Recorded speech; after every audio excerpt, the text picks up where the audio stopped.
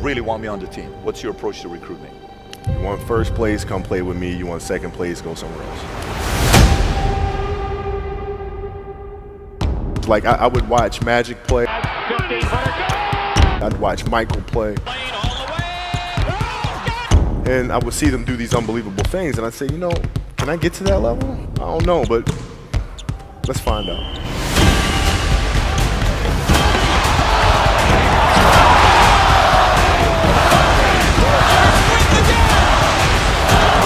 That's why he's the best player in the game. Everything was done to try to learn how to become a better basketball player. Everything. And so when you have that point of view, then literally the world becomes your library to help you to become better at your craft. So because you know what you want, the world's giving you exactly the information you need to become better at it. Because you know what you're looking for. So many guys tell stories about your work ethic.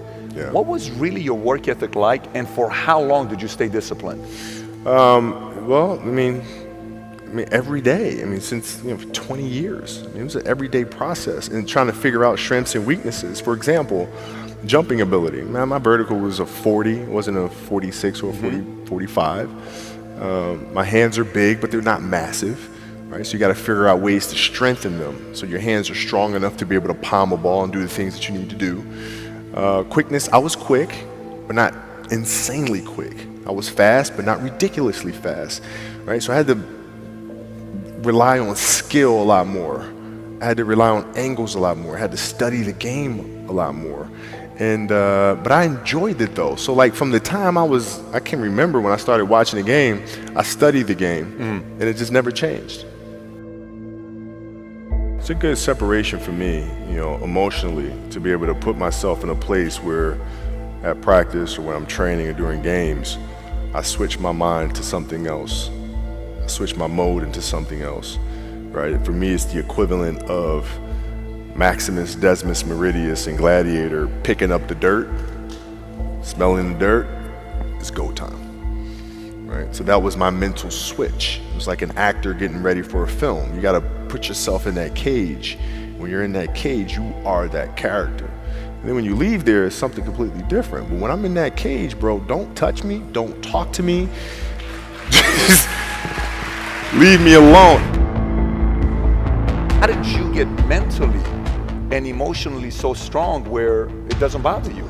Well, you got to look at the reality of the situation. Like for me, it's not, you kind of got to get over yourself.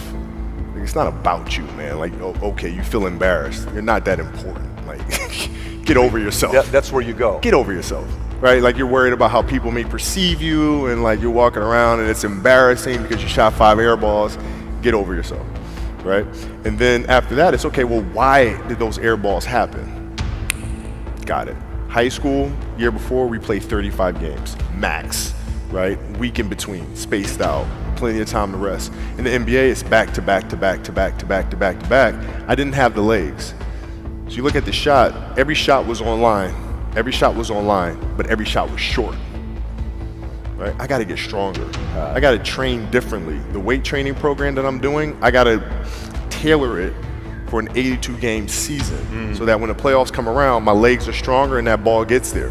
So I look at it with rationale and say, okay, well, the reason why I shot air balls is because my legs aren't there. I go, well, next year they'll be there. That was it. Done. Were there some names that you looked at and says, these 3 guys are as crazy as I am? At the time, I deal with what I've referred to as Goat Mountain. I went to Goat Mountain and I talked to Magic, Michael, Bird, Keem Olajuwon, Jerry West, Oscar Robinson, Bill Russell. So I would talk to them. What did you do?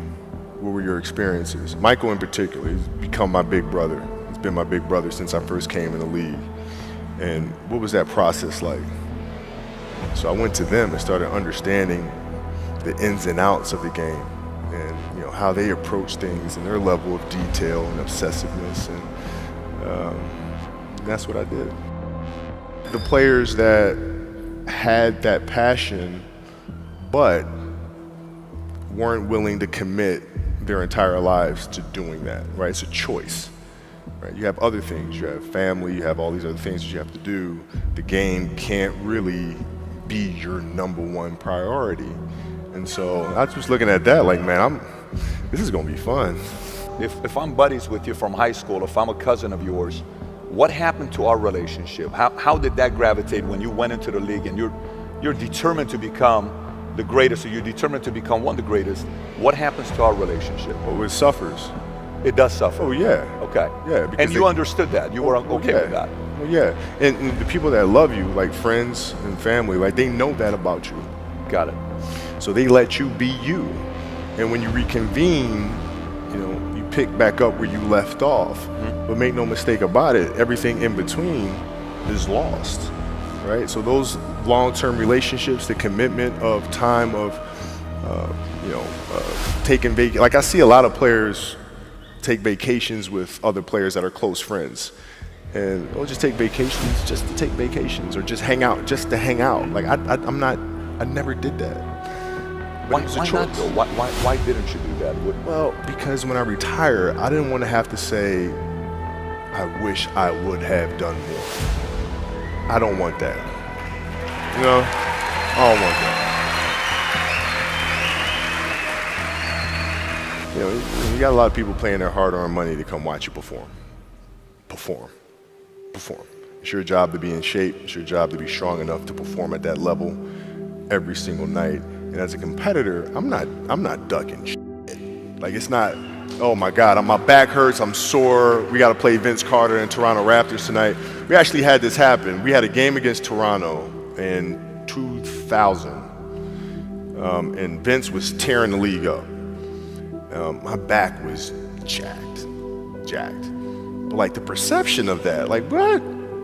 Kobe's missing the game against Toronto and Vince Carter because my back was really spasming. But people will be like, what? Oh, he's ducking Vince. Excuse me? No, I don't think so.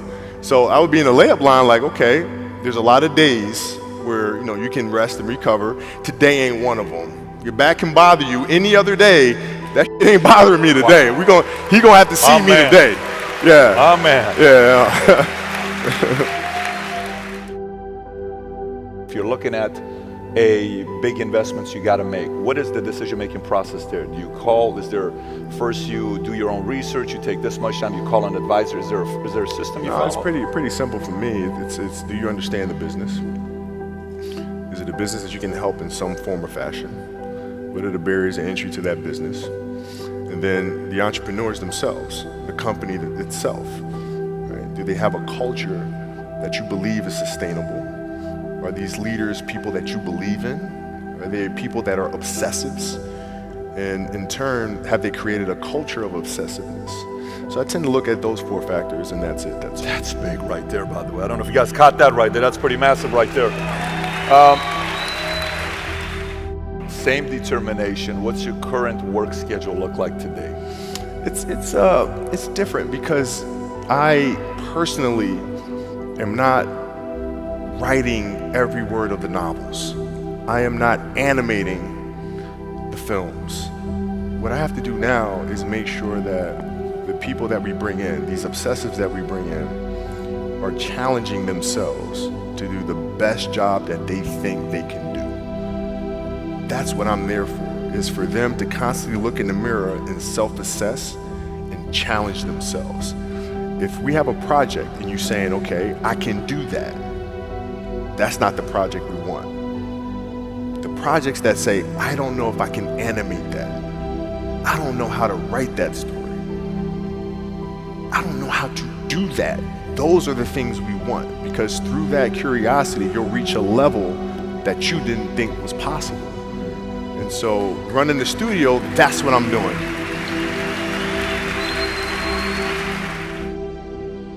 You're playing against the Golden State Warriors.